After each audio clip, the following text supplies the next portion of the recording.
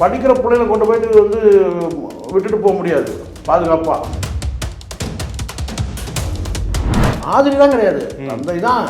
நீங்கள் ஏற்கனவே ஒரு பக்கம் சர்ச்சில் நீங்கள் ஃபாதரு, அது வேறு. ஆமாம். இரண்டாவது வந்து பார்த்தீங்கன்னா சக தோழிடும் போது பார்த்தீங்கன்னா உன்னுடைய மகளை நீ எப்படி நினைக்க அப்படி தான் நினைக்கணும்.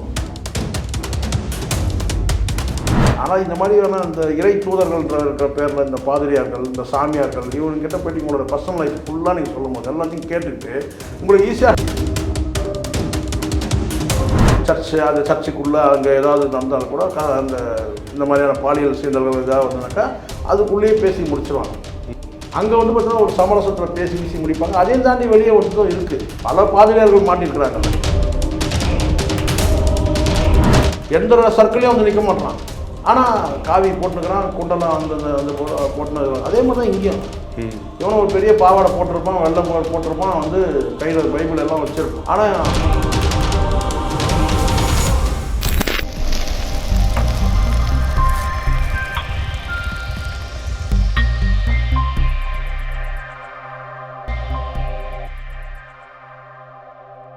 இன்றைய நேர்காணலின் சிறப்பு விருந்தினர் பிரபல பத்திரிகையாளர் சேகோரா ஜெய்சங்கர் அவர்கள். வணக்கம் சார். வணக்கம். எப்படி இருக்கீங்க? நலம். இப்போ ஒரு காலத்தில் பார்த்தீங்கன்னா சாமியார்கள் மீது பாலியல் குற்றச்சாட்டு தொடர்ச்சியாக வந்துகிட்டே இருந்தது, பிரேமானந்தா, நித்யானந்தான்னு சொல்லிட்டு. இப்போ வந்து சீசன் மாறிடுச்சுன்னு நினைக்கிறேன். பாஸ்டர்ஸ் பாதிரியார்கள் மேலே ஒரே தொடர்ச்சியாக பாலியல் குற்றச்சாட்டாக வருதே சார், எப்படி பார்க்குறீங்க சார்? இங்கே பெண்கள் வந்து ஒரு பொதுவானவங்க தானே சார். ஆண்கள் பார்வையில் பாதிரியாக இருக்கட்டும், சாமியாக இருக்கட்டும், இங்கே வந்து பார்த்தோன்னா முற்றுமாக வந்து யாரும் இங்கே முதல்ல ஒரு விஷயம் இருக்குது. என்னன்னு கேட்டால் அது எந்த மதமான எடுத்துங்க, என்ன இறைவனை நோக்கி வழிபடுறதுன்னு ஒன்று இருக்குது, இறை மார்க்கத்தை நோக்கி வழிபடுறதுன்னு ஒன்று இருக்குது, சரிங்களா? இறைவனுக்கு தூதுவனாகவே இருக்கிறாங்க சில பேர். அது எல்லா மதமும் நான் சொல்கிறேன், அது வந்து இந்து மதமாக இருக்கட்டும், கிறிஸ்தவ மதம், எல்லா இடத்துலையும் கேட்டால் இறைவனை நோக்கி தன்னுடைய அர்ப்பணிச்சுட்டு அவங்க வந்து வழிபடுறதுன்னு ஒன்று இருக்குது. ஆனால் இறைவனுக்கு தூதுவனாகி பக்தர்களுக்கு வந்து பார்த்தீங்கன்னா அருள் பாலிக்கிறவங்கன்னு இருக்கிறாங்க, சரிங்களா? நேற்று வரைக்கும் சொல்லுதலாம் உண்மையில் போய் புலம்பிட்டு இருந்த ஒரு பொம்பளை, நான் தான் சாமியார் சொல்லிட்டு ஒரு ஆட்டம் போடுது, அன்னபூரணி, சரிங்களா? அது வந்து அது எந்த மதமாக இருக்கட்டும், அதே மாதிரி அந்த சைட்லேயும் இருக்குது.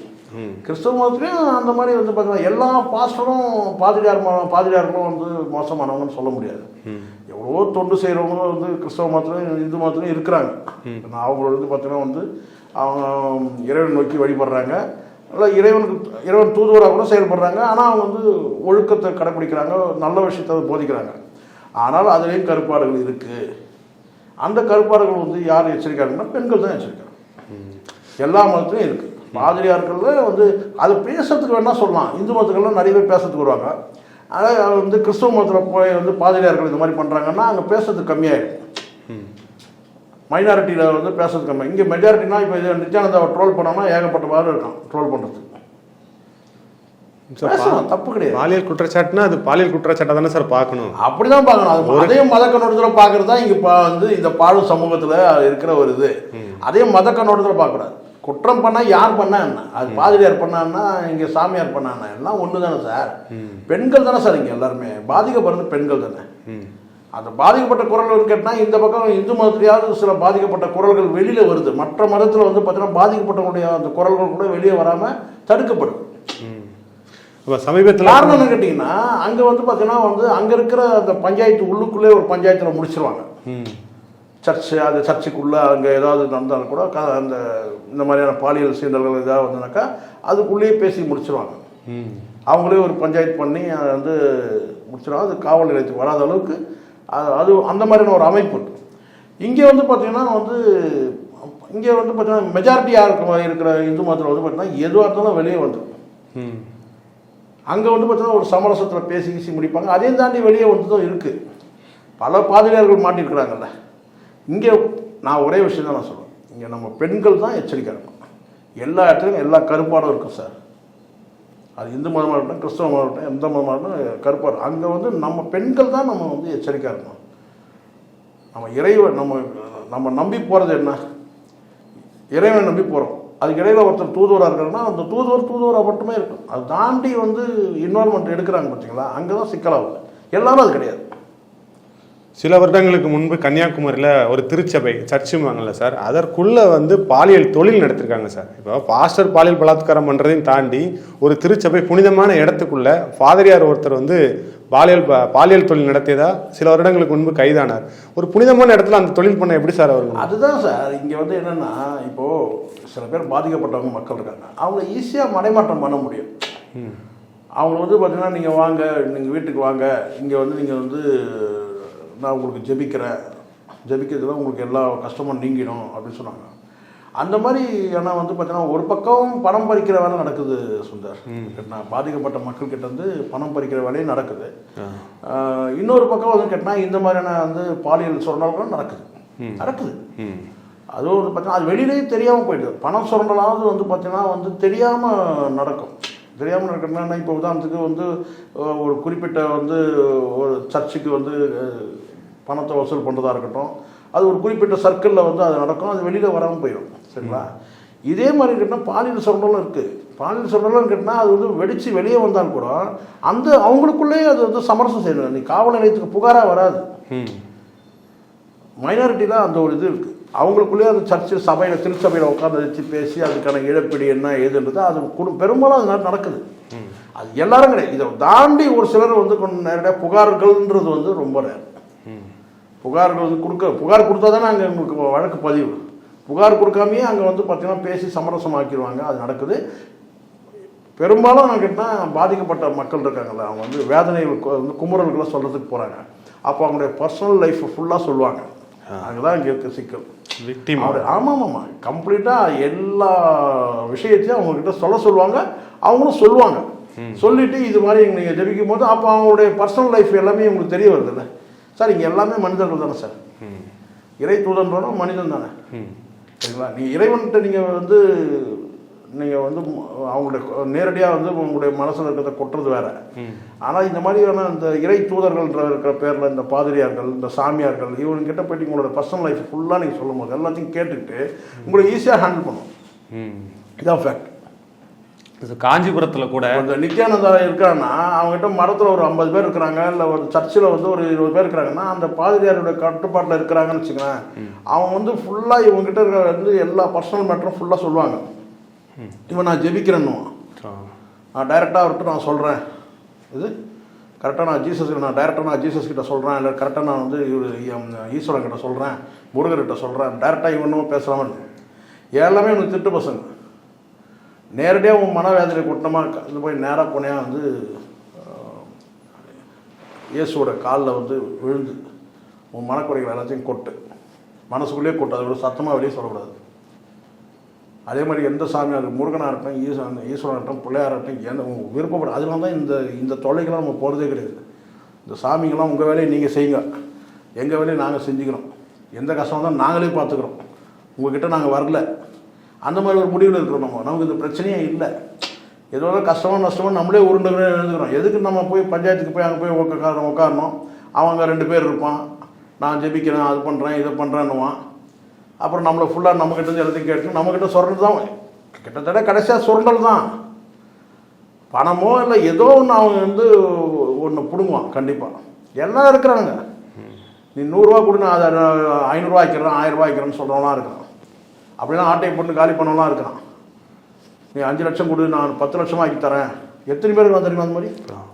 1 லட்ச ரூபா கொடுங்க, 2 வருஷம் வந்து நீங்கள் அப்படியே அதை நான் வந்து மூடி வைக்கிறேன், அது அப்புறம் அது 1 கோடி ஆகிடும். அப்புறம் நம்ம வந்து பார்த்தீங்கன்னா நீங்கள் வந்து இதை வாங்கிட்டு போங்கன்னு சொல்கிறேன். அப்புறம் காலி பண்ணி போயிடுவான்.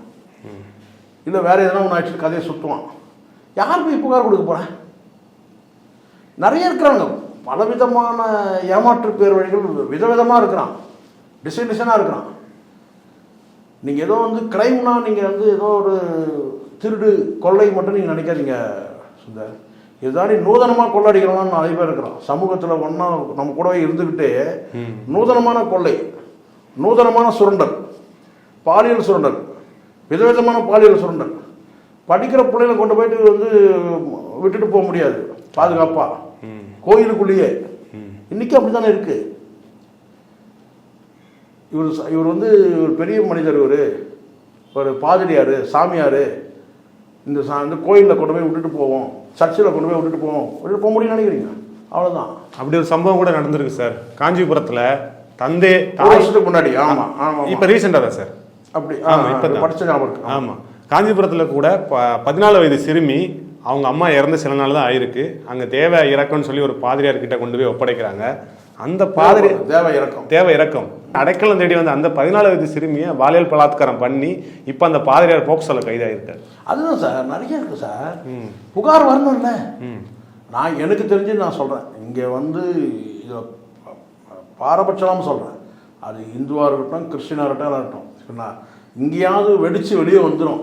இது இந்த சாமியாருங்க பண்ணுற இந்த குறி சொல்கிறேன் அதை சொல்கிறேன் அப்படி வந்து இப்போ இப்போ இந்த அன்னபூரணி மாதிரி இன்னும் இத்தனை பூரணி இருக்கணும் நிறைய இருக்குது. நிறைய சாமியார் இருக்கானுங்க.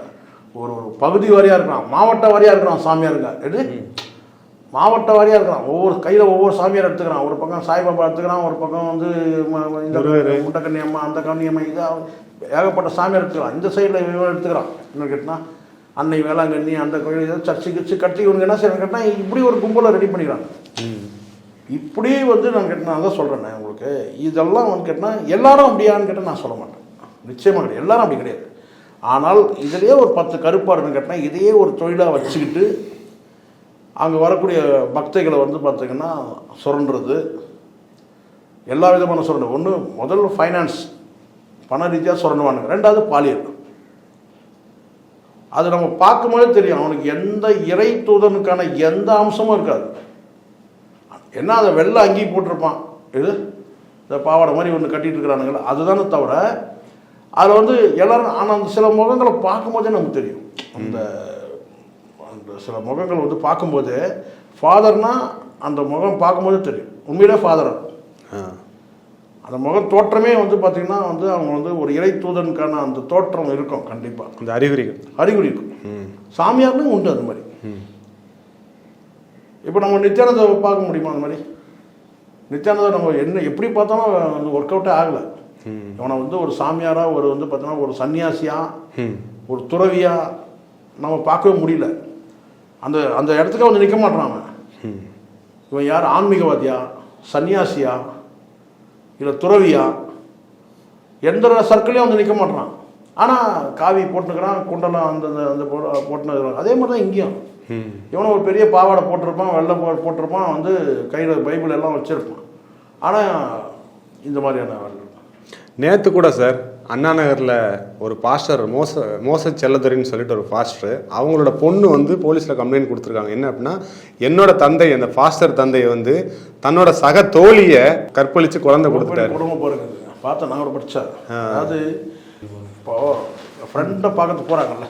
ஆமாம், ஃப்ரெண்டை பார்க்க போகும்போது ஒரு அப்படி ஒரு ஃப்ரெண்ட்ஷிப் ஏற்படுத்திக்கிட்டு ஈஸியாக பண்ணிடுறானுங்க சார். இவனுங்க என்ன செய்வானுன்னு கேட்டிங்கன்னா வந்து, ஏன்னா இவங்க இறை தூதன்ற அந்த இது இருக்குது இல்லையா, அதுங்களுக்கு பிள்ளைகளுக்கு ஏதாவது ஒரு கஷ்டம் இருக்கும். நீ நிறைய மார்க் எடுப்ப, நீ வந்து நான் உனக்காக ஜெபிக்கிறேன், நீ உங்களுக்கு நிறைய மார்க் எடுப்ப, எந்த ரூட் எடுப்பானுங்க இவனுங்க. பல விதமான ரூட் எடுக்கிறது. என்னன்னு கேட்டால், நீ வந்து என்ன கஷ்டம் அவங்களுக்கு இருக்கோ, அவங்களுக்கு என்ன தேவை இருக்கோ, என்ன இயலாமல் இருக்கோ, அதை வந்து நான் கேட்டால் வந்து ஒரு என்ன சொன்னால் இவன்கிட்ட இருக்கிற அந்த ஜபிக்கிறன்றதை வந்து ஒரு கருவி மாதிரி பயன்படுத்தி அந்த பிள்ளைகளை வந்து பார்த்தீங்கன்னா மூல செலவு பண்ணுறாங்க.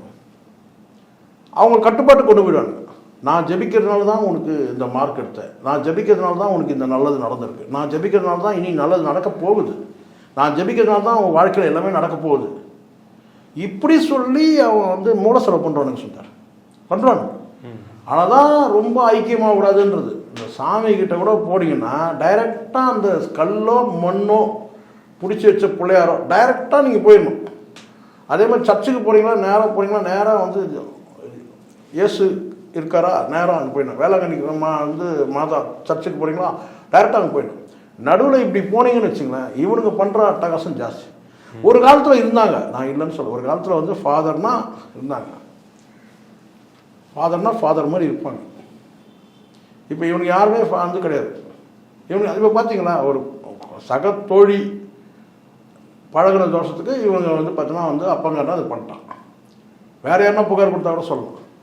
சார், இந்த பொண்ணுக்கு வந்து அவர் வந்து ரியல் ஃபாதர் இல்லையா? ஆமாம். அந்த பொண்ணோட ஃப்ரெண்டு அப்படிங்கிறப்போ இவர் வந்து மத வழக்கப்படி ஃபாதர்னா கூப்பிடுவாங்க. எப்படி பார்த்தாலும் தந்தைங்கிற முறை தானே சார் வரும்? ஆமாம் சார், தந்தை சார் மாதிரி தான் கிடையாது, தந்தை தான். நீங்கள் ஏற்கனவே ஒரு பக்கம் சர்ச்சில் நீங்கள் ஃபாதரு, அது வேற. ஆமாம். இரண்டாவது வந்து பார்த்தீங்கன்னா சக தோழிடும் போது பார்த்தீங்கன்னா உன்னுடைய மகளை நீ எப்படி நினைக்க அப்படி தான் நினைக்கணும். அந்த பொண்ணை எப்படி சார் கற்பழித்து குழந்தை கொடுக்க? அதுதான் இல்லை சார், நீங்கள் இப்படி இருக்கீங்களே, இங்கே இயலாமை பல இயலாமைகள் இருக்குது சார். ஒன்று பசி, வறுமை, அதை தாண்டி வந்து பார்த்தீங்கன்னா எஜுகேஷனுக்கு இன்னொருத்தர் எதிர்பார்க்குற சூழ்நிலை இருக்குது. பல குடும்பங்கள் பல மாதிரியான வாழ்க்கைகளை வாழ்ந்துட்டு இருக்கிறாங்க. பல பெண்கள் கணவன் இல்லாத ஒரு சூழல், அண்ணன் தம்பிங்க உதவி இல்லாத பெண்கள், இப்படி வந்து கணவன் இல்லாத குழந்தை, அப்பா அம்மா இல்லாத வந்து பெண்கள், இவங்களுக்கெல்லாம் வந்து ஒரு பிள்ளைகளை வந்து வளர்த்து ஆளாக்கிறது மிகப்பெரிய சவால். எல்லாரும் ஹாஸ்டலில் கொண்டு போய் சேர்த்து படிக்க வைக்கிறது கிடையாது, கூட வச்சுக்கிறாங்க. அவங்க வந்து பார்த்தா தினம் வந்து அவங்க அதுவும் பெண் குழந்தைங்கள்லாம் அவங்க கட்டுப்பாட்டில் வளர்க்கணும்னு நினைப்பாங்க. அது வந்து எல்லா பெண்களும் அவங்க ஹாஸ்டலில் கொண்டு போய் சேர்க்கணும்னு நினைக்க மாட்டாங்க. அப்போ இந்த மாதிரியான வந்து பார்த்தீங்கன்னா சமூகத்தில் இப்படி இருக்கிறவங்கள வந்து கேட்டிங்கன்னா அவங்கள வந்து பார்த்திங்கன்னா வந்து இவங்க பிரெயின் வாஷ் பண்ணி இதை பண்ணுறேன் அதை பண்ணுறேன், இவங்ககிட்ட இருக்கிற பணத்தையும் இவங்ககிட்ட இருக்கிற செல்வாக்கையும் காட்டி ஈஸியாக பண்ணுறாங்க. இவங்க ஒரு சமூகத்தில் ஒரு அந்தஸ்தில் இருக்கிறவங்க இவங்க மேலே புகார் கொடுக்குறது பெரிய விஷயம். அந்த பெண்ணை பாராட்டணும். உண்மையிலேயே தன்னோட தந்தையாக இருந்தாலும் போய் புகார் கொடுத்துருக்குல்ல, புகார் கொடுக்கறதுக்கே மக்கள் வந்து பயப்படுவாங்கன்ற நான். ஆமாம் சார், கமெண்ட்ஸ்லாம் பார்த்தீங்கன்னா அந்த பொண்ணுக்கு பாராட்டி தான். அதுதான் நான் சொல்கிறேன், இப்படி தான் இருக்கணும்னு நான் சொல்கிறேன். நான் இப்படி தான் வந்து தந்தையாக இருந்தாலும் அது கரெக்டாக செஞ்சுருக்கல. அதனால் இது நான் தான் சொல்கிறேனே, இப்போ எல்லா விதமான திருட்டு பசங்களும் இருக்கிறானுங்க, எல்லா மதத்திலும் இருக்கிறானுங்க. பெண்கள் தான் எச்சரிக்கையாக இருக்கணும். பாதிக்கப்பட்ட பெண்கள் வந்து இந்த மாதிரி பெண்கள் வந்து கேட்டால் சமூகத்தில் பாதிக்கப்பட்ட பெண்கள் மேலும் பாதிப்படையாமல் இருக்கிறதுக்கு இந்த மாதிரி நீங்கள் இறை நம்பிக்கையில் போகிறது தவறுன்னு சொல்ல மாட்டேன். நான் சாமி கும்பிட்றதில்ல, அதனால் மற்றவங்களுக்கு இருக்கிற நம்பிக்கையில் போகிறது தான் நம்பிக்கை தான் வாழ்க்கை. நீங்கள் நம்பிக்கையில் பயணிக்கலாம், தப்பு இல்லை, இறைவனை நோக்கி நீங்கள் வழிபடலாம். ஆனால் நீங்கள் டைரெக்டாக இறைவனை நோக்கி வழிபடுங்க. இடையில இந்த புரோக்கர்கள் இருக்கிறது தான் பிரச்சனை. ஒரு பீரியடில் நல்லா இருந்தது, சில சாமியார்கள் இருந்தாங்க, அவங்க வந்து ஒரு என்ன சொல்ல இறை தூதர்களாக இருந்து உங்களை வழி நடத்துனாங்க. இன்றைக்கி அப்படி கிடையாது. இன்றைக்கி எல்லாம் திட்ட பசங்களாக இருக்கிறான். டைரெக்டாக சாமிக்கிட்ட நீங்களும் டைரெக்டாக உங்களுக்கு மனவேதனை இருக்கா, நீங்கள் நேராக போய் ஒரு வந்து அதுதான் பெரிய பெரிய தூண் கட்டி வச்சுக்கணும், போய் சாஞ்சிட்டு அப்படியே இறைவனை பார்த்து வணங்கிட்டு வந்துடணும். பெரிய பெரிய தூண்கள் அதுதான் இருக்குது, நம்ம சாஞ்சிக்கிட்டு தான் இருக்குது. ஆனால் இங்கே போய் நீங்கள் ஒரு இறை தூதர் ஒரு மீடியேட்டர் மாதிரி போய் உட்காருங்க நிற்கிறீங்கல்ல, அங்கே தான் சிக்கல். கோயிலுக்கு போனா விபூதி கொடுத்தானா அந்த விபூதியோடு வந்துடணும். அவங்ககிட்ட எல்லா ராமாயணத்தையும் எல்லாத்தையும் சொல்லி அவனுக்கே 1000 பிரச்சனை இருக்கும், உடல் ரீதியாக பிரச்சனை இருக்கும், சரிங்களா? அவனுக்கே சுகர் இருக்கும். ஆனால் இவங்க போய் சொல்லுவான் எனக்கு ரொம்ப சுகர் அதிகமாகிடுச்சு, அவனுக்கும் சுகர் இருக்கும். அதே மாதிரி ஒவ்வொரு நோய் அவனுக்கும் நோய் இருக்கும், அவனுக்கும் குடும்பத்தில் பிரச்சனை இருக்கும். அவங்ககிட்ட போய் என்ன சொல்லி என்ன ஆக போகுது? குறிப்பிட்டு யாரும் காயப்பட்டு நம்ம நிறைய உதாரணம் நம்ம சொல்ல முடியும். ஆனால் எது நடக்குதோ அது அப்படி நடந்துடும் சார். வெளிச்சத்திற்கு வரக்கூடிய விஷயங்கள் ஒரு சில தான் இருக்குது சார். சில பெண்கள் வந்து தங்கள் மானத்தை கருதி வெளியே சொல்லாமல் இருக்கிறாங்க. சில பேர் வந்து பாஸ்டர்ங்கிற புனிதமான ஒருத்தரோட அசிங்கப்படுத்த விரும்பலை அப்படின்னு மூடி மறைச்சிருந்தாங்க. இந்த மாதிரி பாதிக்கப்படும் பெண்கள் என்ன மாதிரியான நடவடிக்கை எடுக்கணும் சார்? வெளியே வந்து தைரியமாக சொல்லணுமா? என்ன மாதிரியான? முதல்ல நான் என்ன சொன்னேன், பாதிக்கப்படாத அளவுக்கு நடந்துக்கணும். ஃபஸ்ட்டு நான் கேட்டிங்கன்னா முதல்ல பெண்கள் வந்து அவேர்னஸாக இருக்கணும். ஒரு யார் எப்படி இருந்தாலும் என்ன உடையில் இருந்தாலும், அது காவி உடையாக இருக்கட்டும் அல்லது வெள்ளை உடையாக இருக்கட்டும், அவன் ஒரு ஆண், அப்படி தான் நம்ம பார்க்கணும்.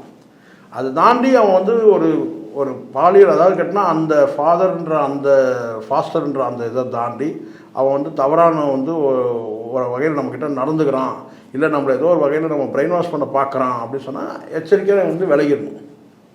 எச்சரிக்கையாக விலகிடணும். நல்லா தெரியும் இந்த வெமுனேஸ்வர்லாம் வந்து எப்படி வந்து இவங்க வந்து இப்போ வந்து முதல்ல வந்து எப்படி கவர் பண்ணி இயலாமையை முதல்ல இயலாமையில் தான் தொடுவானுங்க. என்ன இல்லைன்னு பார்ப்பாங்க. ஒன்று என்கிட்ட பணம் நிறைய இருக்குது ஆனால் நோய் சரியாக மாட்டேங்குது, அப்போனா அந்த நோய் குணப்படுத்துறதுக்கு நான் ஜெபிக்கிறேன்னுவான். இல்லை பணம் இல்லைன்னு வச்சுங்களேன், பணத்தை டைரெக்டாகவே பணத்தை கொடுப்பான், இல்லை யார் மூலம் கொடுக்க வைப்பான். நான் ஜெபிச்சதுனால தான் உனக்கு பணம் வந்து சேர்ந்துச்சுன்னுவான். இவனே கூட வந்து யாராவது வந்து இன்றைக்கி சாயந்தரம் உன்னை வந்து ஒருத்தர் வந்து பார்ப்பார், நான் ஜெபிச்சிருக்கிறேன், அவர் வந்து உனக்கு நல்லது செய்வார்னா அதே மாதிரி ஒருத்தர் வந்து கொடுப்பான். அப்போ நீங்கள் என்ன செய்வீங்க? நம்ம ஃபாஸ்டர் வந்து ஏதோ அதிசயத்தை நடத்தி காமிச்சிட்டாரு அப்படின்ற இப்படி தான் ஒவ்வொருத்தருக்கும் ஒரு பாதிப்பு இருக்கு இல்லையா? அந்த பாதிப்பு எதுன்றதை தெரிஞ்சுக்கிட்டு ஈஸியாக தெரிஞ்சுக்க முடியும். பெண்களோட வீக்னஸை தெரிஞ்சுக்கிட்டு நான் கேட்டேன்னா அப்படி வந்து ஒரு ட்ராக் எடுத்து வலையில் வீழ்த்த பார்ப்போம். நிறைய நடக்குது இந்த மாதிரி. ஆனால் வெளியில் வர்றதில்லை. வெளியில் வராமல் இவனுக்குள்ளே சபையில் வச்சு முடித்து பஞ்சாயத்து பண்ணி அங்கேயே கதையை முடிச்சிருவான், வெளியே வராத அளவுக்கு. ஆனால் இதை தாண்டி எல்லா திருச்சபைகளும் அப்படி நடக்குதுன்னு நம்ம சொல்ல முடியாது. கருப்பாடுகள் 10 இருக்குது. அதை எப்படி நீங்கள் அடையாளம் கண்டுபிடிப்பீங்க? 10 கருப்பாடுகள் கலந்துருக்கும். அதை நீங்கள் அடையாளம் கண்டுபிடிச்சிடும். ரைட், இது இங்கே இப்படி இருக்குது, அப்படி இருக்குது, நம்ம உஷாராக இருந்துக்கிறோம், எச்சரிக்கையாக இருக்கணும். பொதுவாக மூளை செலவையே என்னன்னு கேட்டால் இங்கே நடக்குது. ஏழாமை வச்சு மூளை செலவு நடக்குது. எதுவாக இவங்ககிட்ட இல்லையோ அதை கொடுக்க பாரு. எப்படி கொடுக்கறது? கொடுக்கறது மூலமாக வந்து அவன் ஆட்டோமேட்டிக்காக நம்ம தேடி வருவான் அப்படின்னு சொல்லிட்டு பல விஷயங்களை எங்கள் நேயர்களோட பகிர்ந்து கொண்டமைக்கு நன்றி சார். நன்றி.